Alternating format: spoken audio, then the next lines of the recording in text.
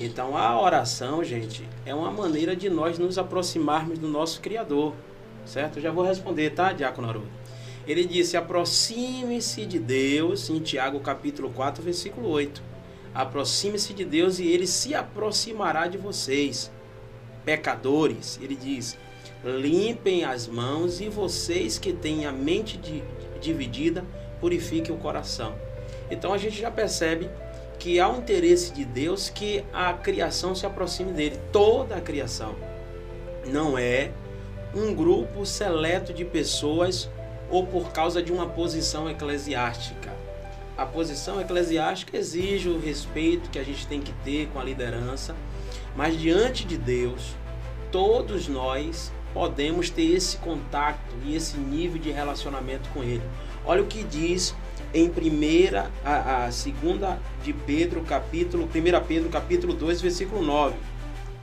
1 Pedro, capítulo 2, versículo 9, respondendo a pergunta do Diácono Haroldo, diz o seguinte, mas vós sois a geração eleita, o sacerdócio real, a nação santa, o povo adquirido, para que anuncieis as virtudes daquele que vos chamou das trevas para a sua maravilhosa luz.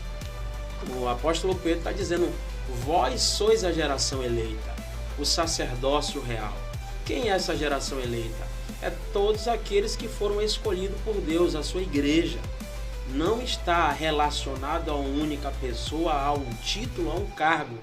A oração do pastor Fábio Lima não é mais eficaz do que a oração do levita Emerson, do evangelista Lucas e do diácono Haroldo. Pelo contrário, todos nós temos a liberdade de estar diante de Deus, e a oração que tem poder não é a oração de, entre aspas, de um líder que se denomina poderoso, porque o poder só pertence a Deus, tá certo? Então, toda a oração em nome de Jesus, ela tem poder. Não é a oração de um líder. É lógico que existem pessoas que desenvolvem um nível de relacionamento mais próximo com Deus do que o outro.